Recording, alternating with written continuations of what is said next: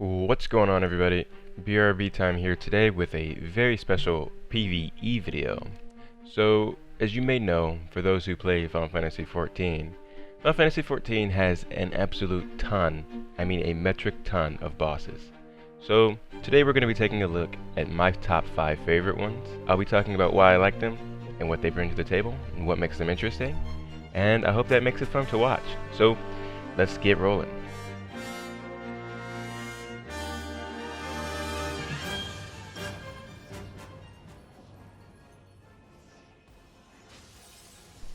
Starting at number 5, we have Shiva herself, a primal that retains her almost identical style from the summons of days old.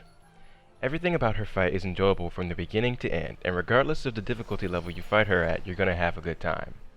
Her phases revolve around her changing weapons and fighting styles, and attacking you and reducing your resistances to these types of damage.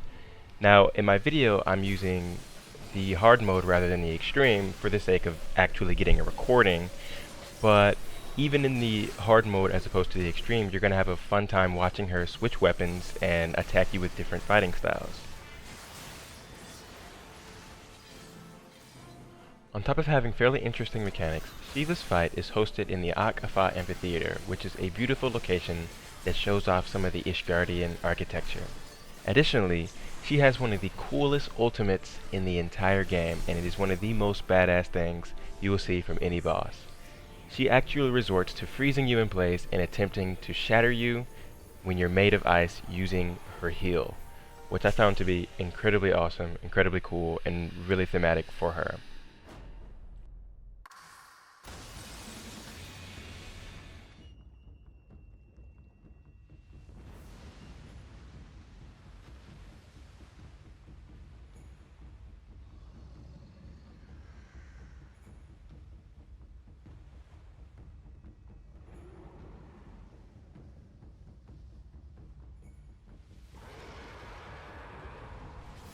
Next up at number 4, we have Leviathan. Leviathan and I have a love-hate relationship, just like most players. This is because Leviathan has incredibly fun mechanics that can be incredibly punishing on higher difficulties. The fight consists of one tank attacking the head, while another tank attacks the tail.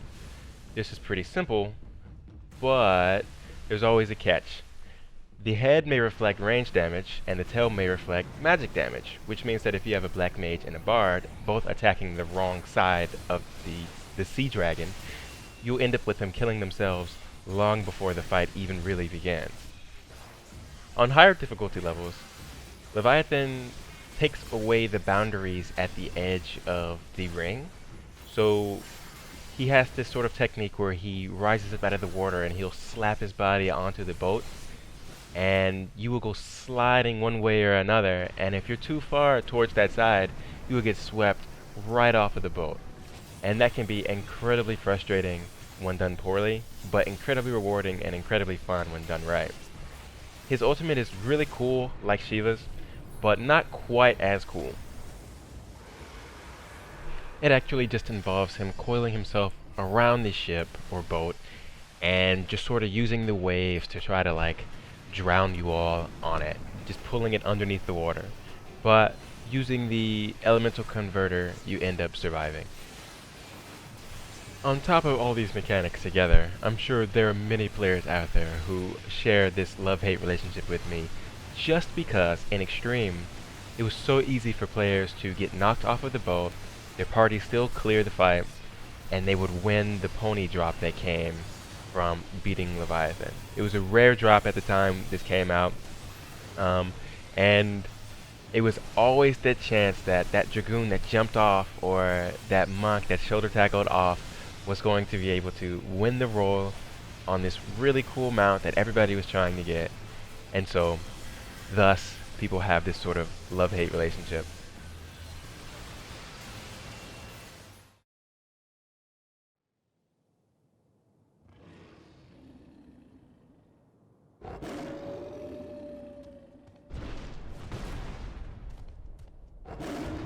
Coming in at number 3, we have Fenrir. Yes, folks, he's more than just a golden saucer attraction. He is the final boss of Snowcloak, a main story quest dungeon in which you fight him. At first glance, this fight is fairly simple. It seems to be just a normal tank and spank sort of fight, where the tank will pull him towards the edge of the ring and the DPS will stay behind him and deal damage. This is what tends to trick people, as even veterans who come back and do this dungeon have a problem remembering that he has one specific ability that will kill you almost regardless of how much health you have, and that is Lunar Cry. Every now and then there will be icicles that drop from the ceiling and land on spots in the ring. When these hit the ground, they have one of three AoEs that they can turn into.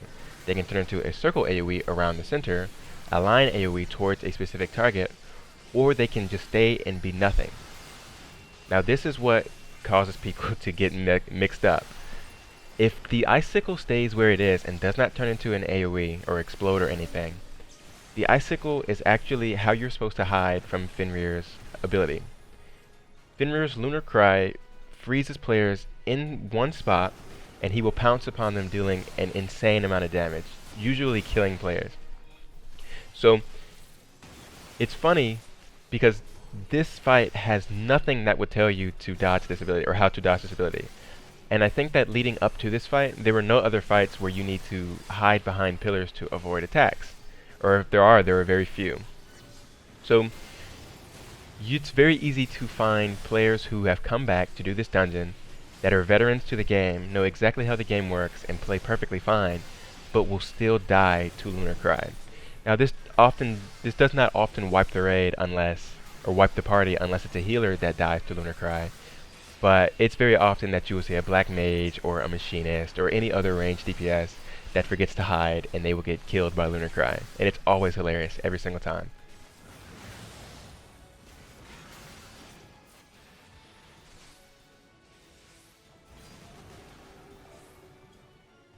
It is for this reason, in addition to being a fairly cool boss with a really cool arena, that I put Fenrir at number 3 on this list.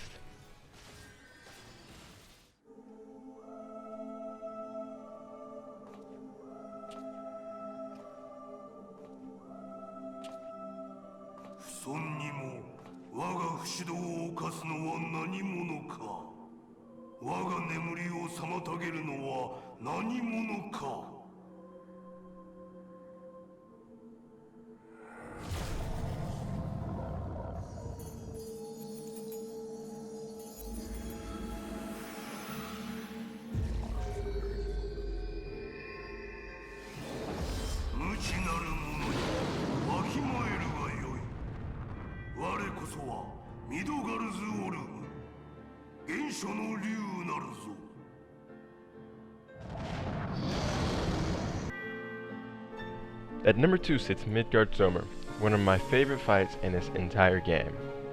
Midgard Summer has a habit of throwing all types of crazy, nearly undodgeable AoEs at you, and for players who are leveling up through the storyline, I would say that this is really the first challenging dungeon that you're going to bump into.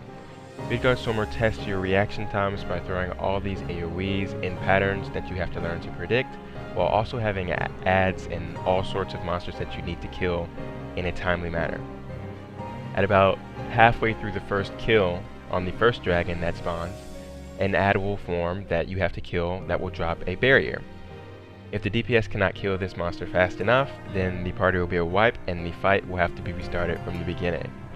Midgard Summer is a incredibly unforgiving fight for new players who don't know how to play their class, but it's also extremely fun and extremely satisfying when you're dodging AoEs and weaving global cooldowns and doing all this really cool stuff that makes you feel like you're really playing a Final Fantasy game. Midgard Summer would be number 1 on this list if there was not a single one better, and that will be coming up shortly.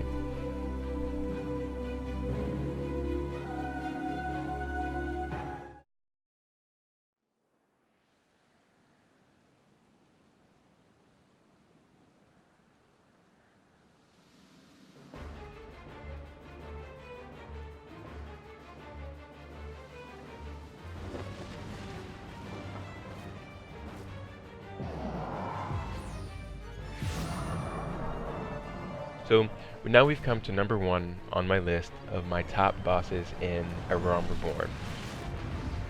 Number 1 is Xande, the Elegant Emperor himself, and here's why. As you can see here, the arena is absolutely stunning, with having himself sitting upon this beautiful jeweled throne with the sun shining around him and waterfalls falling off the side of the tower into the ground below. The arena itself is beautifully jeweled and golden. It reflects the sunlight beautifully. The fight itself is just absolutely stunning. On top of this, the mechanics that Xande uses are particularly interesting.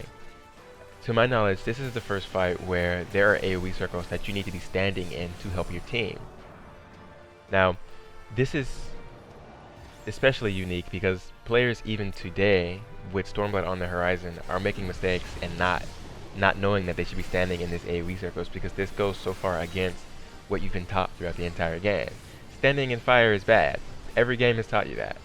But in this fight in particular, you're supposed to stand in these yellow circles that reduce the damage taken by the entire raid. In addition to this, there are black circles that will spawn around specific players, and rather than running away with them, it's better to bring them towards the center so that players can avoid the next AoE that's coming. These black circles cause a levitation, which avoids the earthquake that Xande is about to do. The earthquake, being a one-hit kill, is significantly worse than taking the little bit of damage that the levitation would do to you. So this fight on its own is absolutely great. I love it. It's really fun, and I would recommend that anyone who hasn't done the Crystal Towers, specifically Circus Tower, really should go and do it. It's incredibly fun. It's the best raid in this entire game, in my opinion. So now that we're at the end of the video, I just want to say thanks for watching, and I will see you next time. If you disagree with any of the choices I picked for my top 5, let me know in the comments. If you have a different opinion, yeah, just let me know. I would love to hear what you guys think about these bosses. Also, keep in mind that these bosses are pre-Heavensward. Pre-Heavensward. We're not doing any we're not going to do any Heavensward bosses. It's all A Realm Reborn. No Stormblood, no Heavensward, just A Realm Reborn. So, like I said, if you have any different opinions, let me know, and I would like to have some discussion about it. So, thanks again for watching, and I will see you next time. Take care.